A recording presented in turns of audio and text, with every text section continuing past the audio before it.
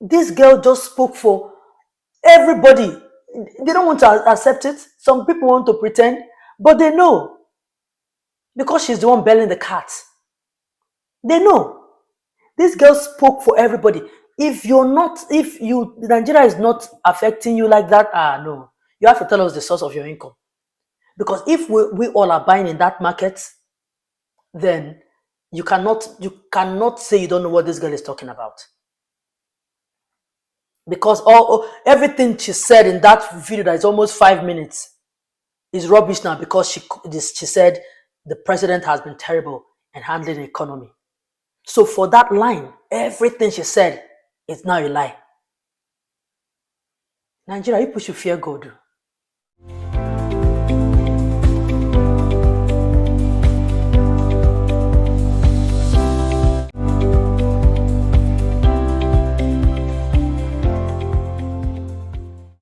Welcome everyone, I am Atiku Osih-Oyelude. So I'm still talking about the copper, Rita, that called out the president's handling of the economy, and then she was called by the NYSC, threatened, and bullied. You see, sometimes in life, people who bring about change, sometimes they are not necessarily popular. It just takes one person to start something, and then it can ignite the fire. After this lady came out on social media to speak about how the harsh economic reality is telling so much on her, a lot of people came for her. I did that in my last video, including NYSC officials, calling her names, threatening her, and sending messages like different people barrage of messages, threatening her and all of that. The girl has been, screaming on social media how they are threatening her life and calling her phone, and she has have to switch off her phone and all of that. So, but the good thing is that in the midst of the people blaming and cursing and saying such as some sort of unkind things and showing how unkind behavior, people are rising up to praise her boldness. People are rising up to give her flowers, letting her know that she's speaking on behalf of a lot of Nigerians, even if some of us have now become so helpless that we can't even help ourselves. If one person decides to speak, trust me, that one person is speaking for the people. This girl, nobody knows her. So anybody that wants to come and push the narrative that she's speaking for one opposition party, foul, it will not fly.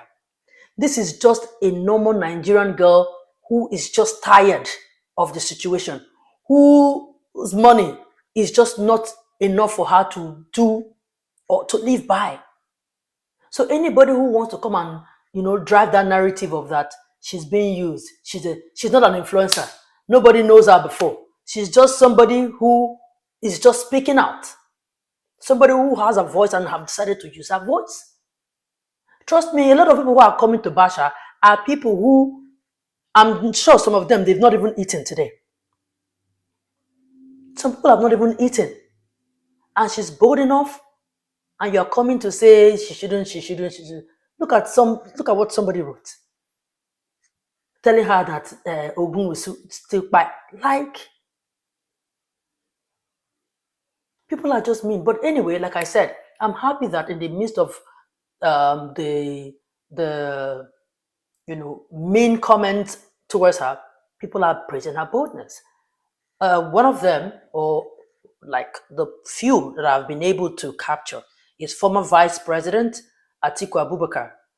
Atiku praised Raye's bravery. Now let me read out what he wrote. So Atiku Abubakar said, Raye embodies the spirit of a new generation of women who champion the ideas of popular participation and unwavering advocacy in the political sphere. I deeply admire her boldness and wisdom, her fearless resolve to speak truth to power, undeterred by the weight of opposition. She follows in the footsteps of formidable trailblazers like Gambo Sawaba, Fumilayo Ransom Kuti, Margaret Ekpo, and countless other women who have stood resolute in defense of the common good. Rather than being met with hostility, Raye deserves encouragement and support.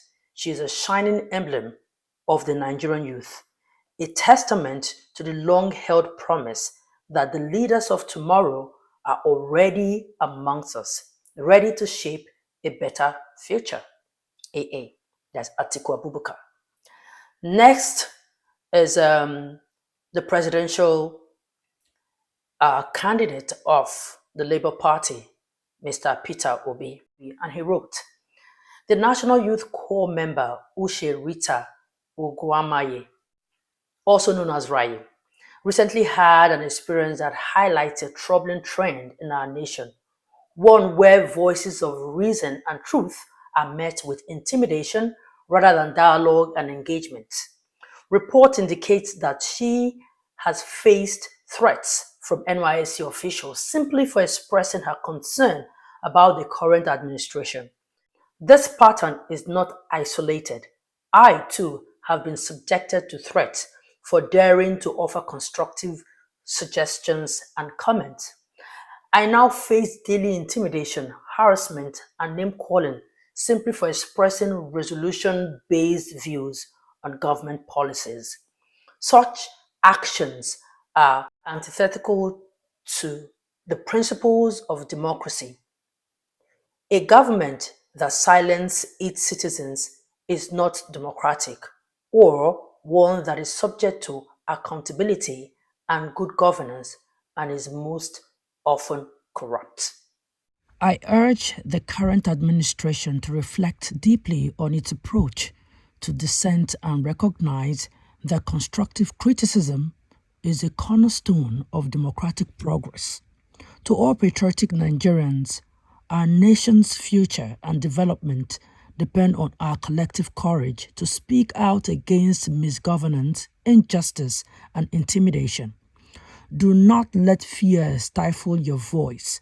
Stand firm, support one another, and continue to advocate for Nigeria we all envision. A nation where freedom of speech is sacrosanct and leadership is accountable to the people, especially in critical areas such as education, healthcare, and poverty alleviation. A just and prosperous Nigeria should be one where people like Raye are encouraged to speak out about the challenges they face, while those in government take urgent action to address these issues. A new Nigeria is possible. P.O. That's Peter Obi. So yeah, people are speaking, supporting Raye for this bold move. And I'm so happy because the girl, you can tell from her voice that she's already scared. So guys, yesterday I made a video talking about the Nigerian government and how terrible President Tinubu is, and I was crying in the video. So 30 minutes ago I just received a call from the NYSC board, starting with the secretariat before the LGI, and for the secretariat for the NYSC secretariat, I'm going to attach what she said, some of the things she said, so you guys will hear. Are you normal? I wasn't insulting the president, ma. I was only asking for accountability. Hold down that rubbish you put there. Ma, are you threatening me? Hold down that rubbish. You are not talking to your mate. Ma, she called me and she was shouting and she was threatening me to take down the video. And I'm in my first mind, I'm like, wait, how did they get my phone number? And then I realized that every NYSC copper has to fill a file with your phone number and your address. I'm like, these people actually have my house address and they know where I'm staying. And now they have started calling me first to threaten me. It is so bad that you can't even just pick up about the government because they feel like they have chains to hold you. You're already calling me to threaten me. And this is, I will literally attach what she said so you guys can hear. She was telling me that I was insulting the president. I never insulted the president. I said he's terrible. That is not an insult. It is a statement, and I did not go on and start saying, oh, Tinubu, you're this, you're that. I just said he's a terrible president. And it's okay for a government, for a body to identify that, okay, this person is actually terrible at their job. So why is it a problem that the NYSC government, NYSC secretariat, or NYSC board will call me to threaten me? Like, why is that okay that I can't speak up for something that is directly hurting me? Why is it okay that they will call me to threaten me under 24 hours that I made a video? Why can't Nigerians speak up? Why are they holding us in chains? Why do they feel like everything that we do, they have ways to control us? Let me tell you guys something, NYC board or whatever. If you guys have come together and you like, maybe you're not calling me one by one to threaten me, that's fine. You can do whatever you want to do.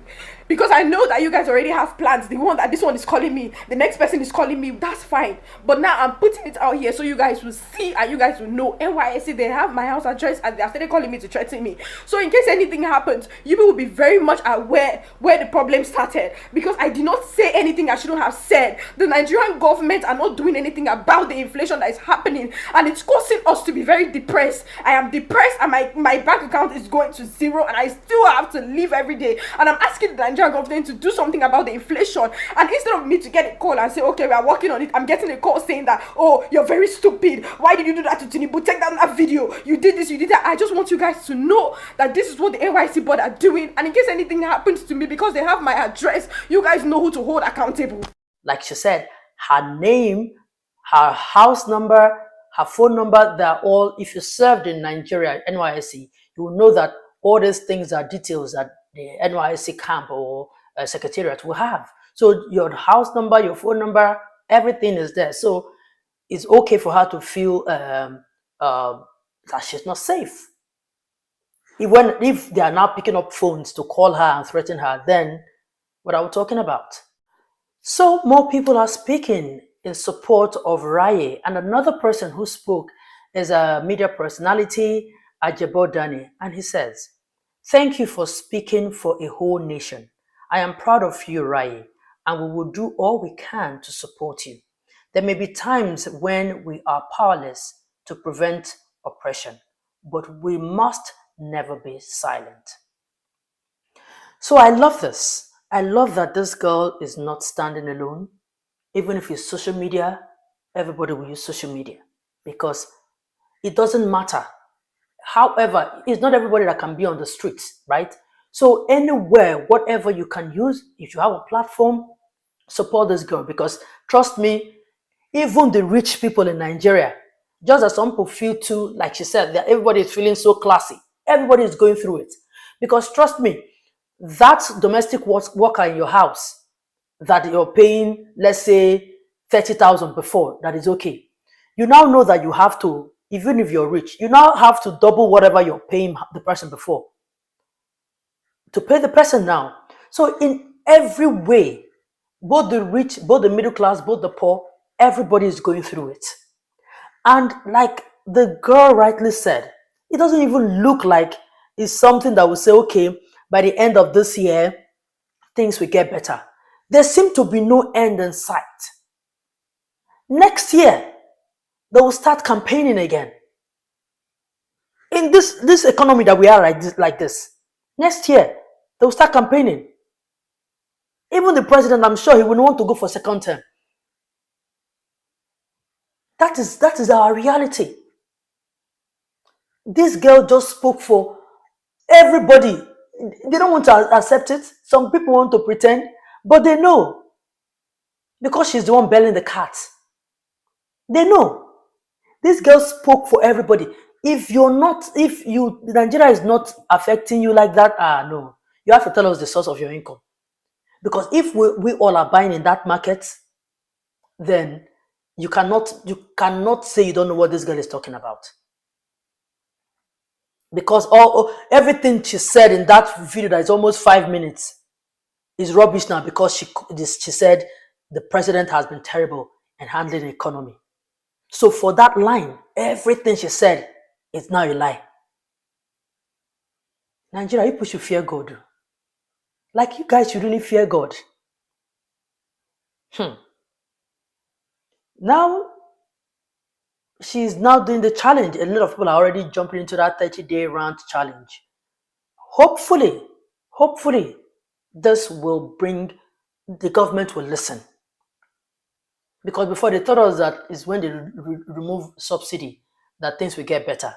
Now they have removed the subsidy 2 years into the removal of the subsidy. Trust me, they made us believe that subsidy was the problem of the country. That as long as they keep paying for subsidy, Nigeria will not come out from the economic woes that we're going through. But now, 2 years into, because the first day this government got into power, they removed subsidy. 2 years in, it's like subsidy is not even the situation. It's not even the problem here. Because all the things you have saved from subsidy, where did you channel it into? Since you removed subsidy, what has changed? There's still the price of fuel is still in an all-time high. The price of goods in the market still going up. Things are still very expensive. Like, things are not, there is no end in sight. Like, it's like somebody said, the light at the end of the tunnel, like Tinubu don't offer. See, Nigeria, in the midst of whatever it is we're going through, we'll still be catching cruise. You see, it's just really sad. But thank God that there are some really fearless and bold people who are speaking, like Raye. So I'll continue to commend her, continue to support. Thank God people are supporting her. That's what she needs, because the way this girl has been crying, or like the way she's been writing, you will know that she's somebody who is screaming for help, and like she's already overwhelmed. People are coming at her, so she was already getting like scared of her life. Yeah, so I just hope that this will bring the desired change that Nigerians want to see. Trust me, nobody takes joy in calling out their president. Nobody. There's no way things will be going well and you're so jobless, I just want to be calling out your president. No. Anyway, that's it. Thank you so much for watching.